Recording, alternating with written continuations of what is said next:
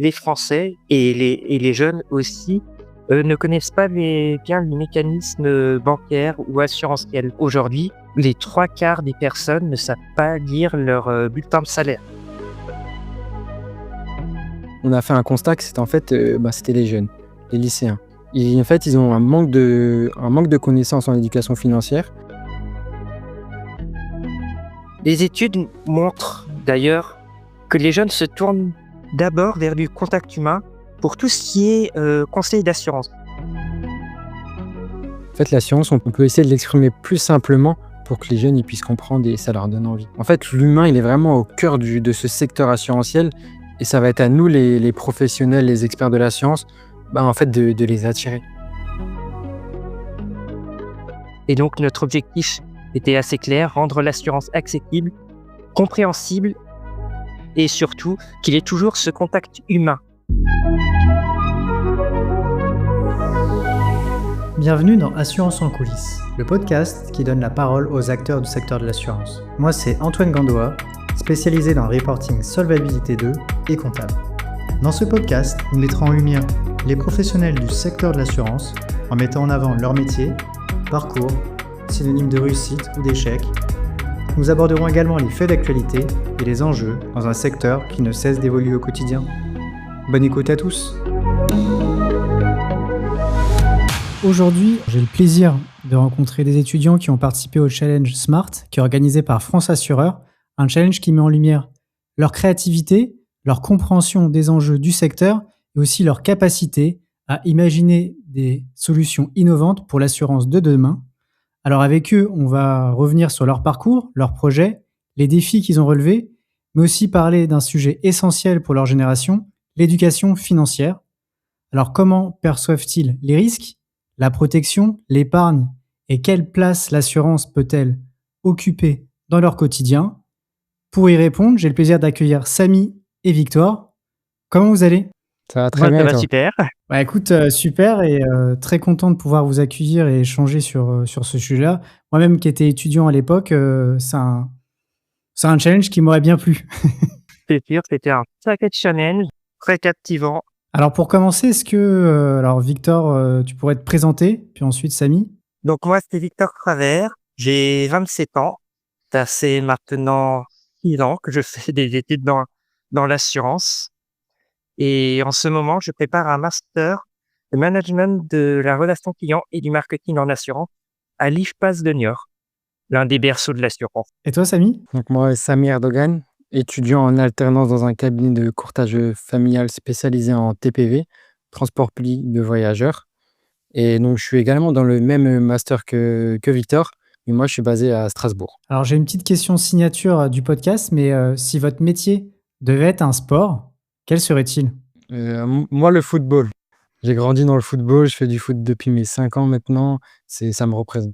T'as suivi la CAN un peu, non? Si? Un tout petit peu, ouais, un petit peu. Le match final contre le Sénégal? Il y a un match compliqué, hein.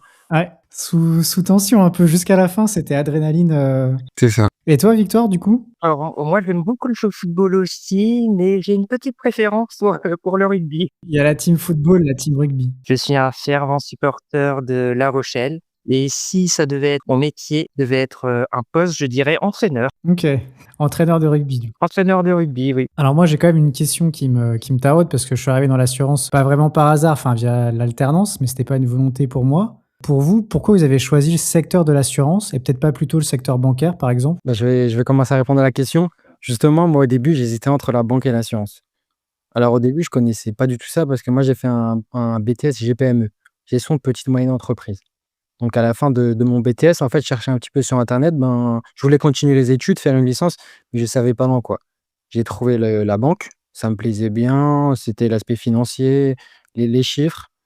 Sauf qu'après, j'ai regardé un petit peu des témoignages, des interviews et on parlait souvent des aspects, on va dire, la pression, les objectifs et moi, je voulais pas rentrer dans un domaine dans lequel où on avait une forte pression, le stress et en fait, j'ai fait mes recherches et l'assurance, je suis tombé dessus et pour moi, ça ressemblait à la banque, mais c'était pas la banque et au niveau de la pression, il y en avait, je dis pas qu'il y en avait pas, mais l'aspect, en fait, c'était plus dirigé vers le client, vers l'aspect relation client, les attentes, le conseil et c'est ce qui m'a plu donc je me suis lancé en licence.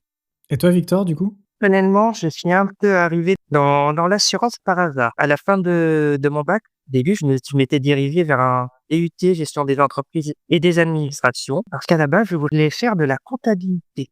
Finalement, une fois que j'ai validé le diplôme de gestion des entreprises et des administrations, j'étais dégoûté de la comptabilité et j'avais eu des cours introductifs en droit des assurances qui m'avaient beaucoup plu. Et donc, je me suis réorienté vers une licence de droit des assurances. Et c'est comme ça que je suis entré dans le monde des assurances. Donc après la licence de droit, j'ai fait mon master de droit des assurances. Et là, je suis sur un deuxième master, toujours dans l'assurance. Pour commencer, on va parler du coup du challenge Smart.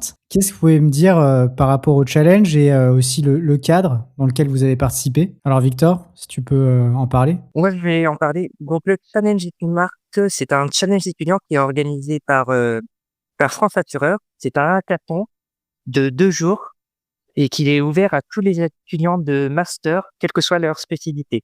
Ça peut être, on peut être spécialisé en assurance, mais c'était aussi ouvert à d'autres domaines. Par exemple, on a eu une équipe qui était spécialisée cette année en ressources humaines, ce qui était très intéressant aussi.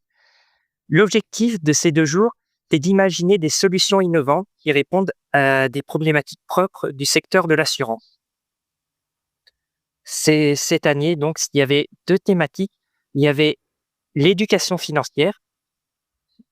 C'est la thématique sur laquelle on a remis un projet avec Samy et une autre étudiante de l'IFPAS de New York, Wafa Ala. Et il y avait aussi une deuxième thématique qui était comment inclure les personnes neurodivergentes au sein des sociétés d'assurance. 2 problématiques qui sont très prégnantes dans le domaine des assurances. Et toi, Samy, tu as voulu te lancer là-dedans, pourquoi? En fait, moi, notre directrice de l'IFPAS, elle nous a envoyé un mail nous présentant ce challenge Smart.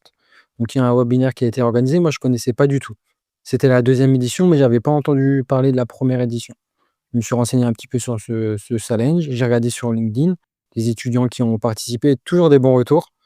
J'ai participé au webinaire et ensuite, avec Victor, on s'est envoyé un petit message et il y a directement eu un bon feeling et après on a formé un groupe. Et vous avez choisi de parler d'éducation financière, c'est ça? On a tiré au sort, pour tout te dire. C'était une surprise du coup. Oui, c'était une surprise, c'est qu'on ne connaît pas les sujets à l'avance. OK. J'avais fait mes petites prédictions un peu avant. Je m'étais dit l'éducation financière, j'avais parié là-dessus. Je m'étais dit que ça ferait un bon sujet pour le challenge étudiant Smart. C'est quand même un vrai sujet du moment. C'est hyper important, il y a des vrais enjeux. Quand tu vois qu'il y a des statistiques en France où les gens pensent que tu peux plus vite devenir riche en jouant au loto qu'en entreprenant, tu vois, tu te dis bon, il y a peut-être un manque à gagner, enfin, un manque de réflexion là-dessus, quoi. Les Français et les jeunes aussi ne connaissent pas bien les mécanismes bancaires ou assurantiels. Aujourd'hui, les 3/4 des personnes ne savent pas lire leur bulletin de salaire. C'est quand même une des bases de l'éducation financière. Et quel a été du coup le plus gros défi dans ce challenge? Le plus gros défi, je pense, c'était en fait concevoir un projet concret, faisable, mais aussi un projet qui vaut le coup d'être mis en place par France Assureur.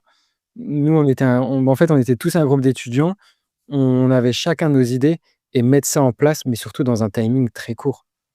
On avait seulement 2 journées pour faire ça et ça vraiment été le défi, je pense. Tu veux compléter, Victor? Il faut savoir que le challenge étudiant de TMA, c'est un format hackathon. Il faut aller très vite. En 2 jours, il faut quand même se rendre compte, on part d'une feuille blanche pour construire un projet de A à Z que l'on doit présenter le lendemain devant un jury. Donc c'est vraiment de la gestion de projet très court. Ça oblige aussi à beaucoup se creuser les méninges. À titre personnel aussi, j'ai dormi que 2 heures pendant ces 2 jours. Donc il y a toute une gestion de la fatigue qui est aussi à prendre en compte, qui est pas facile, mais à la fin, on en ressort vraiment satisfait. Et du coup, est-ce que vous pouvez me parler de votre projet, Samy? Je sais pas si tu veux en parler? En fait, notre projet s'est fait par plusieurs étapes. En fait, dans le challenge Smart, on avait on va dire des étapes que les professionnels de l'assurance, on va dire les experts qui nous accompagnaient, nous fournissaient. Donc on devait faire un état des lieux, faire plusieurs exercices justement pour nous faire, découler des idées. Donc nous, en fait, au départ, on a fait un constat que c'était en fait, c'était les jeunes, les lycéens. En fait, ils ont un manque de connaissances en éducation financière et donc nous, justement, en fait, on voulait se lancer dans cette cible et se lancer dans ce projet. Victor, je vais peut-être te laisser pour la suite, pour l'explication du projet. On a ciblé les lycéens tout simplement puisqu'ils ont un besoin urgent de comprendre l'assurance. Ils s'apprêtent à rentrer dans une phase de vie où, pour eux, les responsabilités, elles vont s'accumuler. On a tous été étudiants, on est tous passés du lycée aux études, et c'est souvent à ce moment-là où on a les premières responsabilités. Souvent les premières voitures, le premier appartement, démarches administratives. Et on s'est dit, avec Samy et Wafa, qu'il serait bien, avant d'entrer dans la période étudiante, qu'ils aient un petit peu d'explication, un petit peu les clés de l'assurance. Savoir concrètement, pour une assurance auto, comment je fais, quelles sont mes obligations aussi quand je suis locataire d'un appartement, quelles sont mes obligations d'assurance. Donc pour ça, c'est pour ça qu'on a choisi assez rapidement de cibler les lycéens. Après, on s'est demandé comment on pouvait les aider réellement à comprendre ce que c'est qu'une assurance. Et très vite, on a eu une conviction qui s'est imposée, c'est que le contact humain, c'est le meilleur levier d'apprentissage. Les études montrent d'ailleurs que les jeunes se tournent d'abord vers du contact humain pour tout ce qui est conseil d'assurance. Ils vont demander à leur famille, ils vont demander aussi à leurs conseillers quand il s'agit de prendre une décision importante par rapport à l'assurance. C'est pourquoi on a imaginé comme solution un atelier ludique qui soit simple et pédagogique et qui soit animé par un professionnel de l'assurance et que cet atelier se déroule directement dans les lycées. En fait, on a imaginé un atelier où il y aurait un jeu de société que l'on a imaginé assez court et assez interactif et qui soit spécialisé sur les thématiques de l'assurance pour que les élèves puissent expérimenter des choix budgétaires et découvrir concrètement l'impact de leurs décisions en termes d'assurance. Une assurance routière pour une auto, voilà, c'est leur faire comprendre que c'est pas la même chose qu'une assurance tout risque. Aussi qu'il y a une obligation d'assurance quand on est locataire d'un appartement. C'est de leur expliquer tout ça à travers un jeu de société qui serait mis à disposition dans les lycées. Et donc, notre objectif était assez clair, rendre l'assurance accessible, compréhensible et surtout qu'il y ait toujours ce contact humain qui, pour moi, et qui pour nous d'ailleurs, est très important. Du coup, cette proposition-là que vous avez faite, plus tard, elle va être appliquée ou pas? Pour l'instant, non. Disons qu'on y travaille. On travaille pour rendre ce projet plus déployable auprès des lycées. Il y a encore quelques petites choses à finoler. Déjà, on commence de notre côté à en parler dans nos entreprises pour voir s'il y a un attrait. Et derrière, on voudrait naturellement, ce serait bien que notre projet puisse voir le jour. Quand tu es au lycée, tu as aussi cette envie, d'apprendre. Maintenant, tu as quand même de plus en plus de jeunes qui investissent, enfin qui s'intéressent à l'investissement via l'éducation financière, qui jouent un peu sur la crypto, enfin ce genre de choses. Tu vois qu'il y a des gens qui sont plus attraits là-dessus. Mais peut-être pas forcément sur l'assurance, tu vois? Plus dans la banque investissement et on pense pas tout de suite à une assurance vie, on pense pas tout de suite à un PER ou ce genre de produit en fin de compte, ni même à une assurance auto ou assurance habitation et cetera, à l'éducation par rapport à ça. Parce que quand on parle d'éducation financière, on englobe aussi l'assurance, mais l'assurance, au sens large, c'est ça? Pas que l'assurance vie et cetera, aussi l'assurance habitation et cetera. C'est aussi ça que vous voulez mettre en avant? En fait, c'est de vraiment comprendre le cheminement. Qu'est-ce que c'est concrètement l'assurance? Imaginons, je suis pas assuré, j'ai un sinistre, ben, je vais être embêté. L'assurance, elle aurait peut-être justement, anticipé ce risque-là. Et nous, ce qu'on veut faire, en fait, c'est on cible les étudiants, les lycéens. On leur montre qu'en fait, c'est un point super important et que c'est pas si compliqué que ça. C'est pas que c'est compliqué que ça. Via un atelier ludique, simple, et on va leur donner envie d'apprendre. Et justement, dès qu'eux, ils auront appris, bah, ils vont également transmettre ça à leurs proches et leur entourage. L'intérêt d'un atelier dans les lycées avec un professionnel de l'assurance, c'est qu'il y a beaucoup d'interactivité et au moins, forcément, un professionnel d'assurance, que ce soit un agent général ou un commercial, il peut donner très facilement les clés aux jeunes pour mieux comprendre, tout simplement, de par son vécu. Aujourd'hui, clairement, si on demande à un jeune ce que c'est qu'un plan d'épargne, un taux d'intérêt, une assurance vie, une garantie dégâts des eaux, la plupart des jeunes aujourd'hui ne savent pas. Et d'ailleurs, les études le prouvent, c'est qu'aujourd'hui, 75% des jeunes qui ont entre 16 et 25 ans reconnaissent qu'ils ont des difficultés sur les questions financières et sur les questions d'assurance. Ouais, c'est vrai que ça porte à réflexion. Après, d'un atelier, je trouve ça, il y a quand même beaucoup d'applications, tu vois, qui sont quand même mis en avant, des applis un peu ludiques.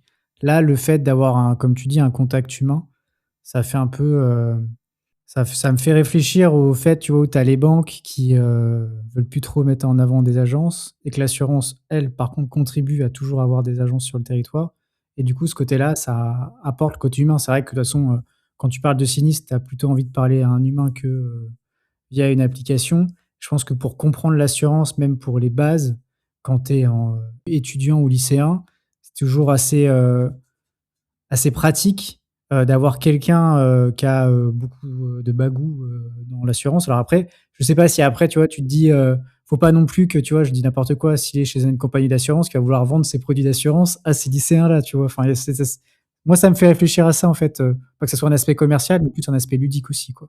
Faut tout d'abord aller sur un côté ludique et c'est tout l'enjeu maintenant pour les assurances, c'est vraiment de se détacher de cette image d'assureur-voleur, puisqu'on l'a tous entendu cette expression, heu, pour vraiment aller, vers les gens et et faire de la prévention, leur expliquer.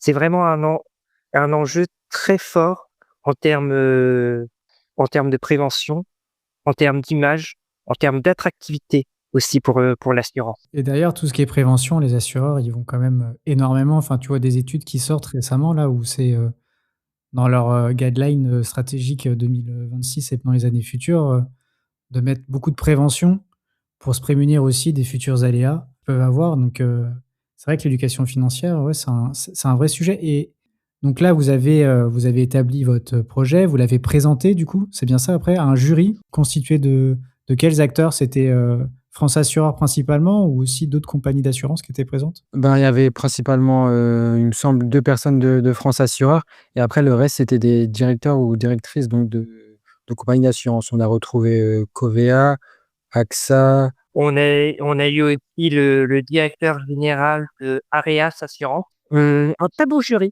sincèrement. Bah, ça permet de faire un petit réseau quand même là. Enfin, en tout cas, de parler avec des personnes que tu as pas forcément, la possibilité d'atteindre, quand tu es, étudiant, quoi. C'est tout l'intérêt du Smart Challenge, c'est de rencontrer des personnes que l'on n'aurait pas eu l'occasion de rencontrer ailleurs. Et même j'ai parlé aussi des accompagnateurs. Les accompagnateurs on est accompagné sur de la gestion de projet vraiment par des professionnels, par des personnes aussi qui sont très impliquées, très ancrées dans le monde de l'assurance. On a été accompagné par des dirigeants en communication de Swiss Life, d'AEMA aussi, du groupe AEMA Assurance. Donc, vraiment du beau monde. Je pense que Samy, tu peux dire la même chose. Je confirme totalement, même à la fin, on a pu échanger avec le jury, en fait. On a expliqué notre point de vue, ils nous ont donné des conseils, ce qui était bien, ce qui Mmh. était pas bien, justement pour qu'on puisse évoluer. C'était super cool, franchement. Je t'ai pas demandé, mais vous êtes arrivé combien, dans le classement? On a obtenu la 2e place. Après, ce qui est bien, c'est que ça nous oblige aussi à peaufiner aussi notre projet et aller plus loin, puisqu'on même si le Smart Challenge, s'est terminé, on veut continuer quand même à porter, cette idée assez forte que l'éducation financière, c'est important et qu'il faut vraiment créer un lien de proximité avec les jeunes qui s'intéressent à l'assurance. Cette expérience, en fait, elle vous a appris quoi sur le secteur de l'assurance? Parce que vous dites que là, vous avez quand même pas mal eu de retours, bah, des experts qui étaient dans le jury. Mais au-delà de ça, est-ce que ça vous avez appris aussi d'autres choses en arrivant juste avant, vous étiez étudiant, vous faites le challenge, vous êtes ressorti comment en fait après cette expérience? Moi, personnellement, ça m'a appris en fait que quand on parle d'assurance, ça peut être vaste. Ben, il y a plusieurs types d'assurance, plusieurs types de choses à couvrir. Mais en fait, ça va être la façon dont on l'exprime. En fait, l'assurance, on peut essayer de l'exprimer plus simplement pour que les jeunes ils puissent comprendre et ça leur donne envie. En fait, l'humain, il est vraiment au cœur de ce secteur assurantiel et ça va être à nous, les professionnels, les experts de l'assurance, ben, en fait, de les attirer. Et toi, Victor? Cette expérience m'a permis de voir une transformation profonde de l'assurance qui est en train de s'opérer. Je le vois dans mon service marketing à la Maïf, mais je le vois aussi, et puis m'en rendre compte aussi par l'intermédiaire de ce challenge, c'est que l'assurance de demain, ce sera plus simplement vendre des contrats et indemniser des SMIS. Vraiment, l'assurance de demain va placer vraiment l'accompagnement des populations au cœur de sa raison d'être. Ça va passer par la prévention, mais aussi sur l'accompagnement à des enjeux sociétaux, comme l'éducation financière. Ça va aussi passer par tout ce qui est accompagnement à la réduction des inégalités. Aussi, il y a un sujet qui est vraiment prégnant en ce moment, c'est la lutte contre les violences. Les violences faites aux femmes, les violences conjugales et intrafamiliales. Donc vraiment, l'assurance a un rôle à jouer sur vraiment des enjeux sociétaux très importants. Et on peut se rendre compte de ça par l'intermédiaire du Smart Challenge. Ouais, c'est vrai que je crois que c'est AXA là qui a lancé une grande campagne là-dessus, sur, les violences faites aux femmes, je crois, en tout cas dans les foyers. Je travaille sur le sujet, et oui, il y a AXA, mais il y a aussi d'autres acteurs. Il y a Massif aussi, qui a développé de nouvelles garanties contre les violences conjugales et intrafamiliales. Tu disais toi-même tout à l'heure que, les jeunes, comprennent pas ce que c'est l'assurance dès le début et que c'est compliqué pour eux de connaître c'est quoi le terme garantie, les primes et cetera. Pour vous, quand tu as participé à ce challenge, en fin de compte, comment vous avez pu percevoir les enjeux, en fait, des assureurs pour, essayer de comprendre les attentes des jeunes? Parce que là, on est une génération, OK, mais la génération future, peut-être pas qu'elle aura les mêmes attentes que celles d'aujourd'hui et pour anticiper tout ça, comment, vous avez perçu ça et qu'est-ce que vous en avez appris, peut-être? On a fait un gros travail pour se renseigner déjà sur internet, voir toute la documentation, des études aussi sur la cible jeune, pour savoir comment ils appréhendent l'assurance. À partir de ces différentes études, les jeunes méconnaissent l'assurance, mais en même temps, ce qui est assez paradoxal, ils sont en attente d'un accompagnement sur ces thématiques. On a pu se rendre compte que 80% des jeunes veulent être accompagnés sur l'éducation financière parce qu'ils sentent qu'ils ont de véritables lacunes. Et c'est en discutant aussi avec des personnes, puisque pour la petite anecdote, le soir du Smart Challenge, on a discuté avec la réceptionniste de l'hôtel où on logeait, et les jeunes, elle a à peu près dans nos âges, et on lui a posé la question, qu'est-ce qu'on pourrait faire pour comprendre l'assurance concrètement? Elle nous a répondu, tout simplement, ce serait bien que mon conseiller m'explique un petit peu plus mon contrat. Je me sentirais un petit peu moins perdu. C'est à partir de là qu'on s'est forgé cette conviction qu'il fallait ce contact humain et créer du lien entre les professionnels de l'assurance et cette cible jeune qui serait pas contre avoir de bons tuyaux. C'est marrant ça de sonder, une personne le soir même. Bon, c'est vrai que vous avez pas beaucoup de temps et du coup, c'était quoi comme rapport que vous avez, du coup étudié? C'est des rapports faits par France Assureur, la CPR ou, des études, de marché, Opinionway ou ce genre de On a été super large en fait, comme dit, on a fouillé, à fond internet, hein. On voulait des informations fiables, mais aussi qui étaient pertinentes pour notre projet. On a cherché des études, comme dit, la CPR, Deloitte, plein de sites et on a vraiment fait en fait, une to do list et on a mis toutes les informations qui nous semblaient pertinentes et après on les a utilisées de la meilleure manière possible. pour vous en tout cas sur, comment pensez-vous que les assureurs pourraient évoluer pour répondre aux attentes des jeunes? La première re attente, c'est vraiment de créer de l'humain et toujours rester dans dans le concret, dans la vulgarisation des principes, comme tu le disais là, la personne qui disait: «En fait, mon conseiller, il faut quand même qu'il m'explique mes garanties». Souvent, c'est difficile de vulgariser des termes, qui sont pas évidents non plus, hein. C'est la réalité des faits, hein. C'est assez compliqué, surtout que les jeunes, on a pu se rendre compte, je sais pas si tu te souviens, Sony, mais que c'est une cible qui, au final, est très exigeante. On a regardé, je Mmh. crois, des rapports du cabinet de loi par rapport aux assurances et aux jeunes, et on s'est aperçu que vraiment les assureurs, ils doivent simplifier leur offre, proposer plus de flexibilité et surtout renforcer la pédagogie pour vraiment toucher cette génération Z. Puisque cette génération Z, elle est vraiment très, pour reprendre un terme très présent dans le marketing, mais qui est très vrai, elle est très omnicanale. Elle attend vraiment un parfil entre le smartphone, voilà, les ordinateurs, mais aussi le contact physique. Et pour répondre à ces attentes, il faut vraiment combiner une certaine intelligence digitale et conseil humain, et proposer surtout des parcours assez clairs et transparents. Aujourd'hui, ce qui se passe sur les jeunes, c'est que on peut se rendre compte qu'ils consultent les réseaux sociaux, ils consomment des vidéos, mais ils sont en attente de conseils humains quand il s'agit d'aller un petit peu plus loin. Voilà, dans des vidéos sur l'assurance, sur, qu'est-ce que c'est qu'une garantie, qu'est-ce que c'est, qu'un incendie, enfin qu'une garantie des eaux. Il y en a plein sur internet. En fait, ça pullule, mais c'est pas pour autant qu'ils comprennent réellement l'intérêt, et c'est là où le conseil humain a tout son rôle à jouer. En fait, pour faire très simple, nous, en fait, le constat qu'on a établi à la fin, c'est qu'en fait, les jeunes, ils veulent savoir, ils veulent être les savants, mais l'info, ils ne vont pas la chercher d'eux-mêmes. Donc aujourd'hui, les assureurs, en fait, pour répondre justement à ce projet-là, ils doivent aller les chercher. Ils doivent aller les chercher, mais de la manière la plus simple possible, d'une façon ludique, rapide, simple. C'est ça qu'ils attendent, les jeunes. C'est marrant parce que tu vois, moi, quand je pense génération Z, je pense full digital et pas contact humain. Ouais, mais on peut se rendre compte qu'au final, ils sont en attente des 2.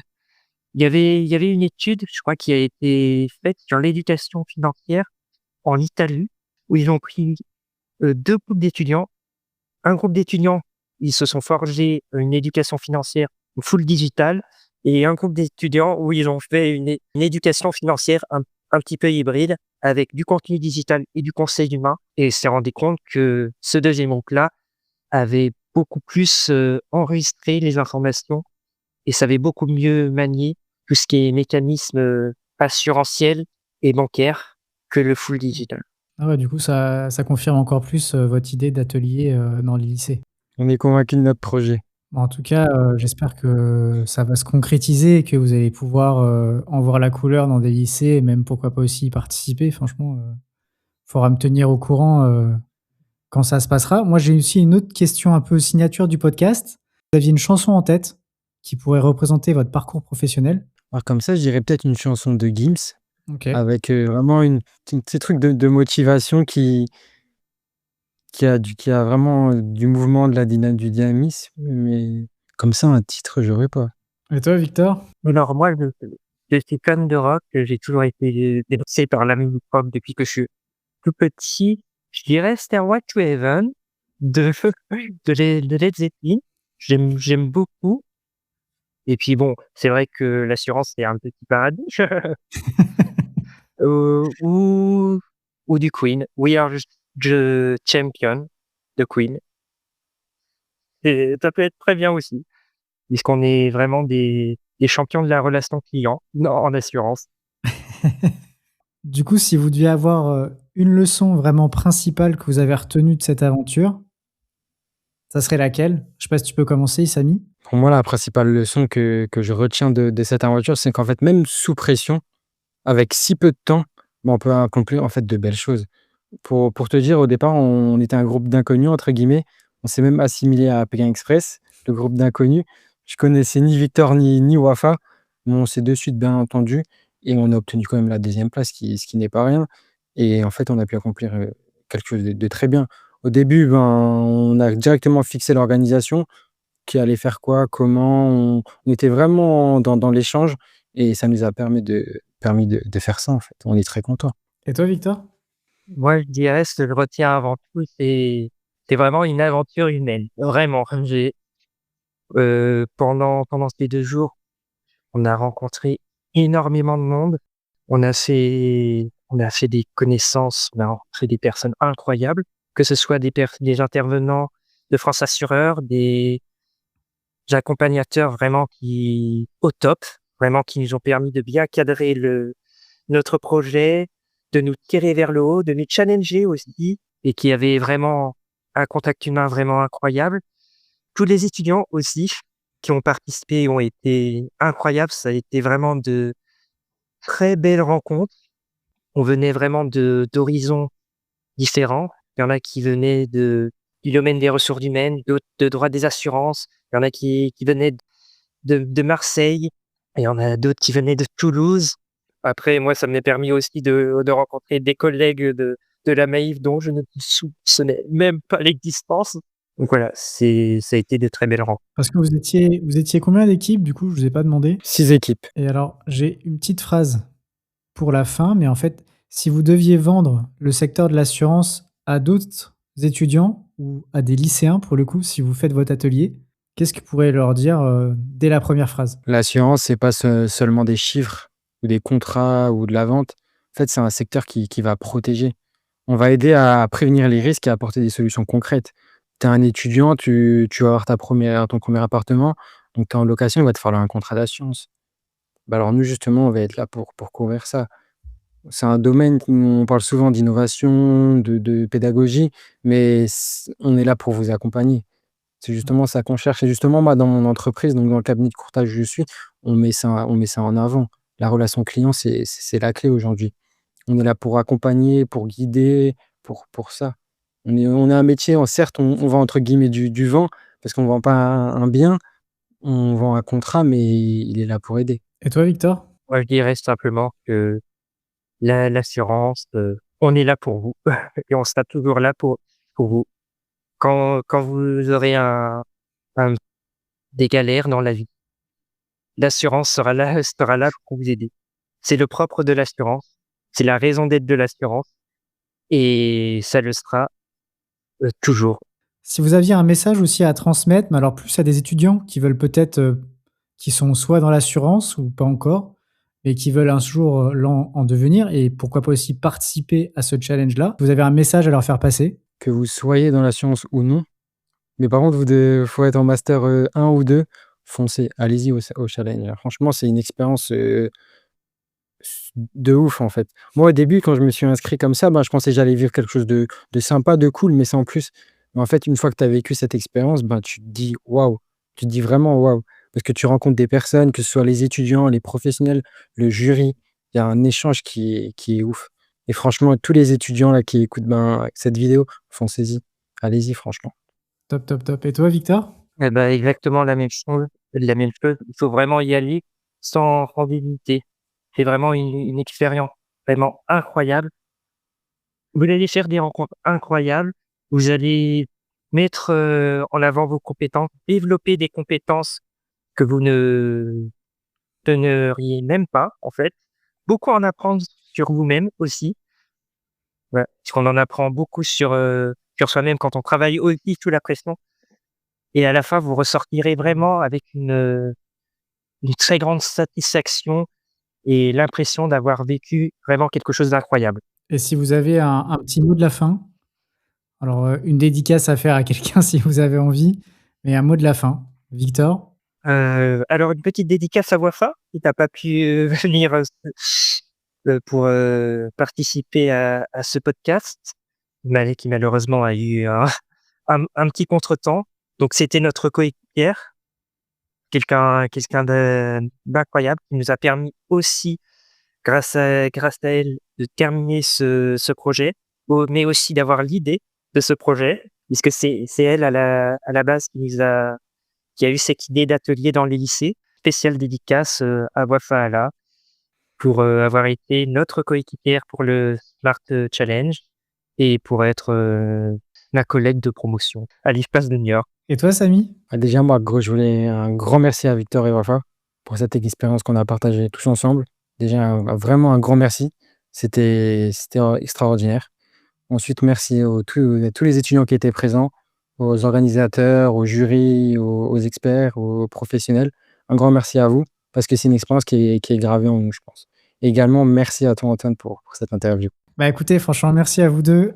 Ça a été un échange riche pour un peu comprendre du coup ce challenge, la manière dont vous l'avez appréhendé, et puis surtout votre projet que je trouve assez innovant en tout cas, et je pense qui est vraiment porteur en fin de compte parce que ça répond vraiment aux enjeux du moment.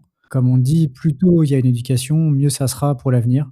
Donc démarrer au lycée, c'était une très bonne idée. Qui force aussi la réflexion, c'est que on n'a pas le même âge. Moi, vous êtes étudiant, mais vous êtes quand même très porteur du secteur et vous avez déjà une démarche. Vous voyez, vous connaissez très bien le secteur alors que vous êtes étudiant encore et pas encore vraiment dans la vie pro à 100%.